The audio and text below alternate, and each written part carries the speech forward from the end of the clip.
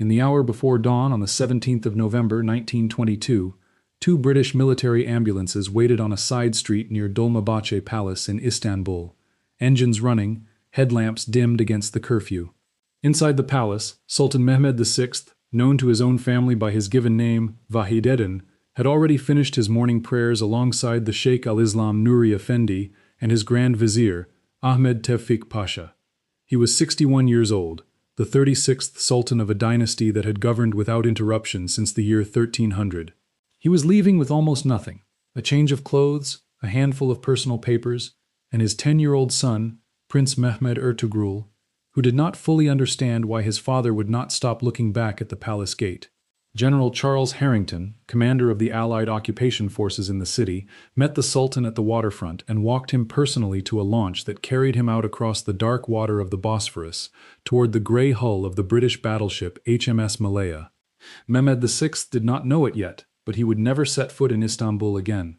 Palace officials did not confirm to the outside world that their ruler had gone until several hours later, once the HMS Malaya was already well out into open water, past the point where any last-minute change of plan was possible. What happened to him afterward is one of the strangest and most quietly devastating final chapters of any monarch in modern history. 4 years of exile, dwindling money, and private fear were still ahead of him, ending in a rented villa on the Italian coast with prescriptions he could no longer afford tucked beneath his pillow. If you're enjoying this story so far, don't forget to hit the like button and subscribe. Drop a comment telling me where in the world you're watching from. I love hearing from you. To understand what he lost that morning, and what he became after losing it, you have to go back to a childhood that gave him almost no reason to expect the throne at all. Vahideddin was born in January of 1861, inside Dolmabahce Palace, the youngest of the 42 children fathered by Sultan Abdülmecid I. He was still an infant when his mother died, and only a few months old when his father died as well, leaving him to be raised within the machinery of the harem, under tutors and attendants rather than parents. He studied at the Fatih Madrasa, absorbing the religious sciences, Arabic, and Persian literature that formed the backbone of an Ottoman prince's education, and by most accounts he grew into a serious, guarded, deeply devout man. His half-brother, Sultan Abdülhamid II, gave him a modest residence at Çengelköy, on the Asian shore of the Bosphorus, and for most of his adult life Vahideddin simply lived there, 10th in the line of succession, a minor prince with no discernible path to power and no public role to play. He married across those quiet decades too, 5 times in total over the course of his life, though only a portion of that household would still be with him by the time exile came. Visitors who met him during this period described a reserved, careful man, more comfortable with a book of Persian poetry than with court politics, someone who had spent so long on the margins of power that he had built an entire private life around the assumption he would never hold it. The empire waiting for him, whenever his turn finally came, had already been shrinking for the better part of a century. European diplomats had taken to calling the Ottoman state the sick man of Europe as far back as the 1850s, a nickname that stuck because it kept proving accurate. Russia chipped away at Ottoman territory in the Caucasus and the Balkans. France took Algeria, Britain tightened its hold on Egypt, Greece, Serbia, Romania, and Bulgaria each broke away over the course of the 19th century, and by the time the Balkan Wars ended in 1913, the empire had lost nearly all of its remaining European territory in the space of 2 brutal years. Successive sultans had tried reform, tried modernization, tried playing European powers against one another to buy time. None of it reversed the underlying arithmetic.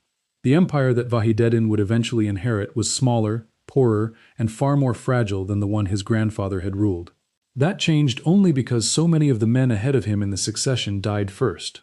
When his brother, Sultan Mehmed V, died in July of 1918, Vahideddin found himself thrust onto a throne that no longer commanded much of an empire to rule. The Ottoman state he inherited had spent the previous 4 years bleeding itself dry in the First World War, fighting alongside Germany and Austria-Hungary in a war that would end in total defeat. The one bright spot in that war, the successful defense of the Gallipoli Peninsula in 1915, had already passed, and the officer who led it, a rising general named Mustafa Kemal, was about to become far more important to Vahideddin's story than either of them could have guessed at the time. Within 4 months of his coronation, the Armistice of Mudros was signed, on the 30th of October 1918, formally surrendering what remained of Ottoman military capacity to the Allied powers. Within weeks, Allied warships filled the Bosphorus, and by the spring of 1920, British, French, and Italian soldiers had occupied Istanbul outright, patrolling streets that had belonged exclusively to Ottoman authority for nearly 5 centuries. Government ministries operated under armed watch. Newspapers were censored by foreign officers. Parliament itself would eventually be dissolved by the occupying powers, its most defiant members arrested and shipped off to detention on Malta, the very island that would later hold the Sultan himself, though under vastly different circumstances. Vahideddin, watching an empire disintegrate around him, made a calculation that would define the rest of his life. He believed the dynasty's only chance of survival lay in cooperating with the very powers occupying his capital, rather than resisting them. In August of 1920, he signed the Treaty of Sèvres, an agreement so punishing that it would have carved Anatolia itself into French, Italian, Greek, and Armenian zones of control, leaving the Turkish heartland a fraction of its former size. He formed what became known as the Caliphate Army, nominally raised to crush the nationalist resistance gathering in the Anatolian interior under a general named Mustafa Kemal. His government declared that resistance illegal, arresting and exiling members of parliament who supported it. Historians still argue over how seriously the Caliphate Army was ever meant to fight, since much of its energy dissolved or defected long before any real battle, but the political damage to Vahideddin's reputation was already done. To a growing share of the population, he no longer looked like a sultan trying to protect his people. He looked like a monarch trying to protect his own position, with the help of a foreign army occupying his own capital. Mustafa Kemal, meanwhile, was building something the Sultan could not stop. In April of 1920, nationalist deputies convened the Grand National Assembly in Ankara, establishing a rival center of authority that Vahideddin's government in Istanbul refused to recognize.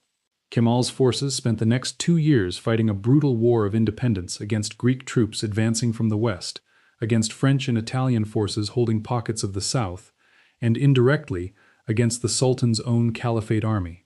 By the autumn of 1922, the nationalists had won. Greek forces had been driven out of western Anatolia. The Treaty of Sèvres, still barely a year old, was already dead in every practical sense. And the Grand National Assembly, flush with victory, and with no further use for the man who had signed away Turkish territory to foreign powers, turned its attention to the Sultanate itself. On the 1st of November 1922, the Assembly voted to abolish the Ottoman Sultanate outright. Accounts of the session describe real hesitation among some deputies in the chamber, men who understood the weight of what they were being asked to end, a monarchy that had outlasted every other ruling house in Europe. Mustafa Kemal was in no mood for hesitation. He rose before the assembly and made clear, in terms that left little room for further debate, that the Sultanate's fate had already been decided in practice, and that the vote was simply a matter of putting the country's institutions in order to reflect a reality that already existed on the ground. The measure passed. It was a vote unlike anything in the 6 centuries of Ottoman history, because it did something the empire itself had never done.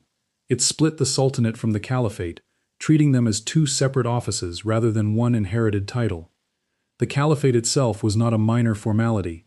Ottoman sultans had claimed the title since the 16th century, presenting themselves as the successors of the Prophet's own political authority and, by extension, the nominal spiritual leaders of Sunni Muslims well beyond the borders of the empire itself, from North Africa to South Asia.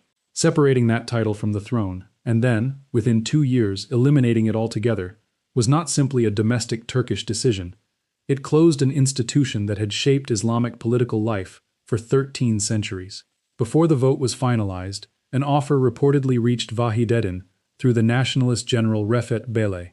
He could remain in Istanbul, stripped of any political authority, holding only the religious title of caliph. He refused it. Whatever his other failures, Vahideddin was not willing to accept a position that reduced him to a ceremonial figurehead inside a government that despised him. The pressure on him by that point had become suffocating.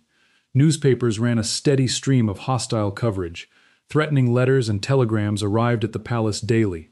The nationalist ideologue Ziya Gökalp had taken to calling him the Black Sultan in print, a nickname designed to stick. And the violence was not only rhetorical. On the 5th of November, in the town of Izmit, soldiers under the nationalist commander Nuruddin Pasha lynched Ali Kemal Bey, a former interior minister and prominent journalist, closely associated with the Sultan's government. It was a killing that made unmistakably clear what could happen to men who had aligned themselves too closely with Vahideddin's Istanbul. When the Sultan later spoke with Neville Henderson, the acting British High Commissioner, about his decision to leave, he was careful to frame it in a particular way. Saving his own life meant nothing to him, he said. What mattered was his honor and his dignity, and those, he believed, could not survive a trial staged by a government that had already decided his guilt. The British government's own role in that departure was more calculated than it appeared at the time. Officials in London recognized that the Sultan, stripped of authority as he was, still carried symbolic value as a possible bargaining piece against the nationalists in Ankara, and they were reluctant to simply hand him over. At the same time, they could not be seen forcing him out, since that would suggest either that Britain had taken the Sultan hostage against the new government in Ankara, or that it had coerced a spiritual leader regarded by millions of colonial subjects with reverence. The solution, worked out quietly between British officials and the palace, was to make the departure appear as though it had come entirely from Vahideddin himself, a voluntary request for protection rather than an extraction. So he left the way he did, in ambulances rather than a state carriage, under cover of darkness rather than in daylight, escorted not by his own soldiers but by the army of the power that had occupied his capital for 4 years. As the launch pulled away from the Istanbul waterfront that morning, and the HMS Malaya grew larger against the gray November sky, Vahideddin looked back at the skyline of a city his family had ruled since the conquest of 1453, 469 years earlier.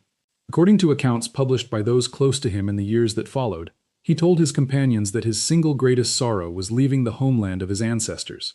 Whether or not those exact words survive intact, the sentiment is not in dispute. He never returned. He never saw Istanbul again for the remaining 4 years of his life. The Grand National Assembly did not leave the caliphate vacant for long.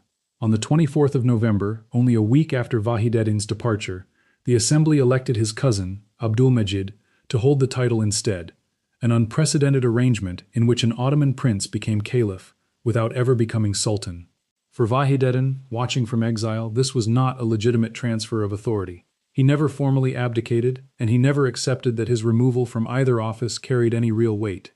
For the rest of his life he continued, at least in his own mind and in his private correspondence, to regard himself as the rightful sovereign of a state that no longer wanted him, and an office that had already been handed to someone else. He had no army left to press the claim, no territory, and increasingly, no money. What remained was a former sultan with a title nobody in power recognized, drifting from one temporary refuge to another, with a young son and a household staff who had followed him into an uncertain future. If you're hooked on this story, make sure to subscribe and turn on notifications so you never miss an upload. Your support means everything and helps me bring you more emotional stories like this one. Vahideddin had barely settled into the first stretch of his exile when the ground shifted again, this time in a way that closed off any remaining path back to relevance. His cousin Abdülmecid, installed as caliph in his place, had been promised that the role would be purely religious, entirely removed from politics. It did not stay that way for long. Abdülmecid began holding weekly public audiences that drew large crowds, corresponding with Muslim leaders abroad, and behaving, in the eyes of Ankara, a little too much like a sovereign rather than a figurehead. Mustafa Kemal had no patience for a second man in the country who still wore imperial trappings. On the 3rd of March 1924, the Grand National Assembly abolished the caliphate altogether in a single decisive session. The vote did not stop at removing Abdülmecid. It expelled every remaining member of the Ottoman dynasty from Turkish territory, stripped them of citizenship, and confiscated whatever property they still held inside the country. Roughly 150 relatives, princes, princesses, and their households were given only hours to gather what they could carry before being placed on trains out of the country. For Vahideddin, watching from San Remo, the news carried a bitter kind of vindication.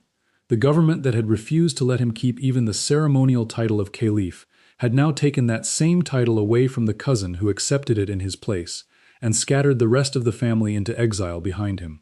Whatever remained of the Ottoman dynasty's presence inside Turkey, palaces, land, formal recognition, was now entirely gone, not just for the former sultan, but for every relative who carried his family name. The HMS Malaya carried Vahideddin first to the British colony of Malta, where he arrived in early December of 1922. It was meant to be a temporary stop, but the question of where a deposed Ottoman Sultan could actually be permitted to live turned out to have no easy answer. The British government, wary of turning him into a rallying point for Muslim populations across their own colonial holdings, refused every request he made to settle in a Muslim-majority territory.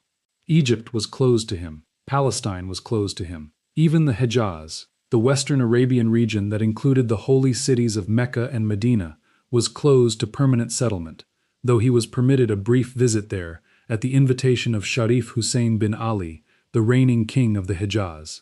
For a few weeks it must have seemed like a possible foothold, a Muslim sovereign willing to receive him as something more than a stateless exile. Nothing lasting came of it. Hussein's own kingdom would collapse within 2 years, under pressure from the forces of Ibn Saud, and any hope Vahideddin held of being recognized as caliph by a fellow ruling monarch evaporated along with it. He left the Hejaz as he had left Istanbul, with no home waiting for him anywhere in the world. During those first uncertain months, Vahideddin was, by several accounts, in an unexpectedly reflective mood, spending long hours writing letters and walking the fortifications of Valletta, a deposed monarch with more time to think than he had ever had while actually ruling. He had lost an empire, but he had not yet lost everything, and he seemed, for a brief window, to believe some version of his old life might still be salvaged through diplomacy, through patience, through the right combination of sympathetic rulers and quiet correspondence. That window closed steadily over the following 2 years, one failed overture at a time. It was King Victor Emmanuel III of Italy who finally offered him something resembling stability, inviting the former sultan to settle on the Italian Riviera. Vahideddin chose the resort town of San Remo, taking up residence in a modest hillside villa known as Villa Manoglia. Benito Mussolini, who had become Italy's prime minister only weeks earlier, publicly welcomed the arrival of the man he called the majestic Ottoman emperor, a piece of diplomatic courtesy that carried no practical weight whatsoever. Vahideddin's bank accounts, along with the accounts of the Ottoman state treasury more broadly, had been frozen the moment the Sultanate was abolished. This surprised many people who assumed a former sultan must have arrived in Europe with immense personal wealth. He had not. Ottoman sultans, unlike many of their European counterparts, did not maintain large private fortunes separate from the state treasury. The treasury belonged to the empire, and the empire had ceased to exist. What Vahideddin carried into exile was whatever cash, jewelry, and portable valuables he had managed to bring out of Istanbul in a hurry, and little else.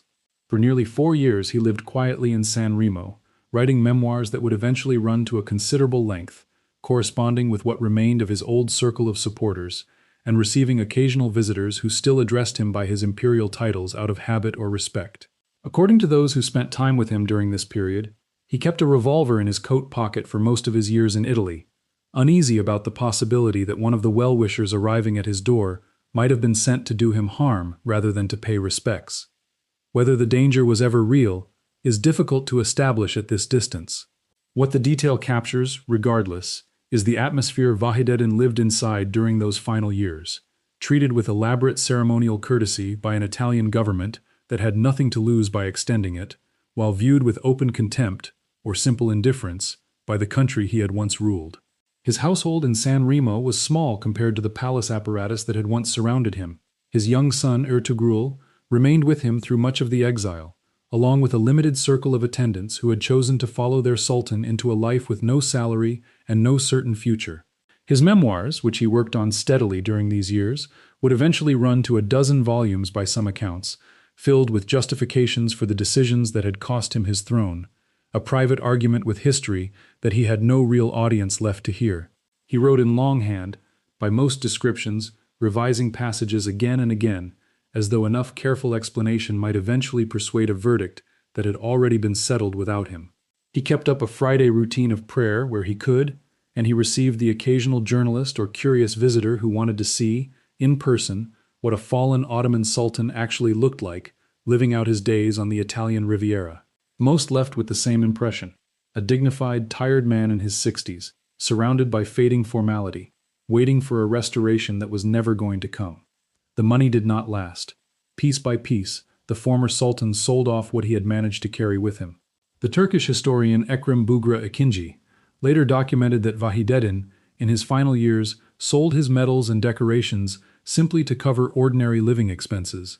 The man who had once presided over an empire spanning 3 continents was, by the middle of the 1920s, counting coins in a rented villa on a foreign coast. His health was failing alongside his finances. He suffered from a heart condition that worsened steadily, and by the spring of 1926 he could no longer afford some of the medication his doctors had prescribed. When he died, prescriptions for medicines he had never been able to buy were found tucked beneath his pillow. He died on the 16th of May, 1926, inside Villa Manoglia, of a blocked artery, at the age of 65. There was no state funeral, no procession through crowded streets, no gathering of foreign dignitaries paying tribute to a fallen monarch. He died in a rented house, attended by a small circle of family members and household staff, in a foreign country that had shown him courtesy without ever offering him a permanent home. It was, in almost every visible respect, the quiet death of an ordinary elderly man, except for the title that no government still recognized, and the empire that no longer existed to mourn him. Even his burial did not come easily. Italian authorities, seeking payment for debts the exiled household had accumulated during its final years in San Remo, held his coffin rather than releasing it. It was his daughter, Sabiha Sultan, who eventually raised enough money to settle the outstanding accounts and secure her father's release for burial. More than 6 weeks passed between his death and his funeral. On the 3rd of July, 1926, Mehmed VI was finally laid to rest, not in Istanbul beside the tombs of his ancestors, but in the cemetery of the Süleymaniye Taqiya in Damascus, a religious complex built centuries earlier under the reign of one of his own ancestors, Suleiman the Magnificent. There is a particular kind of irony in that resting place. A descendant of the Sultan who had once commanded the most powerful army in the Mediterranean world was interred on grounds that ancestor had built, in a city that was not his own, because the city that was his own had made it clear, in life and in death alike, that he was not welcome to return. Sabiha Sultan, who arranged the funds and the arrangements from a distance, would go on to outlive her father by more than 4 decades, one of the last people alive who could describe, firsthand, exactly what those final San Remo years had actually looked like inside the villa walls. The reaction to his death, both at home and abroad, was strikingly muted. In Turkey, there was little public mourning of any kind. Mustafa Kemal, by then president of a republic that had spent its first years defining itself in direct opposition to everything the Ottoman dynasty represented, had already delivered a lengthy public condemnation of Vahideddin before the assembly, portions of which newspapers reprinted for years afterward. The wider Muslim world showed a similar coolness. In India, leaders of the Khilafat movement, an organization built specifically around defending the institution of the caliphate, largely sided with Mustafa Kemal and the nationalist cause rather than with the deposed caliph himself. In Paris, Algerian Muslims living in exile from French colonial rule reportedly hung photographs of Mustafa Kemal on their walls, not photographs of Vahideddin. The man who had once held, at least in name, spiritual authority over the entire Sunni Muslim world died with remarkably few people, anywhere, willing to claim him. Kemal, addressing the assembly in the years before Vahideddin's death, had already framed the old sultan as the source of the nation's suffering rather than its victim, arguing that the country's misery flowed directly from the very structure of the Ottoman state Vahideddin had tried to preserve. That framing stuck, and it shaped how the Republic taught its own history for decades afterward. Ottoman rule was recast in schoolbooks as a cautionary tale about backwardness and decline rather than a source of pride, and the last sultan who had tried hardest to save it became, in the Republic's telling, the clearest example of everything that had gone wrong. It is worth pausing on the scale of what actually came to an end that spring. 6 centuries of continuous dynastic rule, 36 sultans, an institution that millions of Muslims across multiple continents had understood, for generation after generation, as the seat of the caliphate itself. And the final chapter of that institution played out not in a palace or a courtroom or a battlefield, but in a rented villa on the Italian Riviera, with a former emperor selling his own medals to buy food and medicine, carrying a revolver he likely never had to use, and leaving behind unpaid bills that delayed his own funeral by 6 weeks. Compare that ending to the version of him that existed only 8 years earlier, prayed over by a Sheikh al-Islam, addressed by titles that stretched across an entire paragraph, nominal ruler of some 25 million subjects across 3 continents. The distance between those 2 men, the Sultan of 1918 and the Exile of 1926, is not really a story about one individual's poor decisions, though he made plenty of those.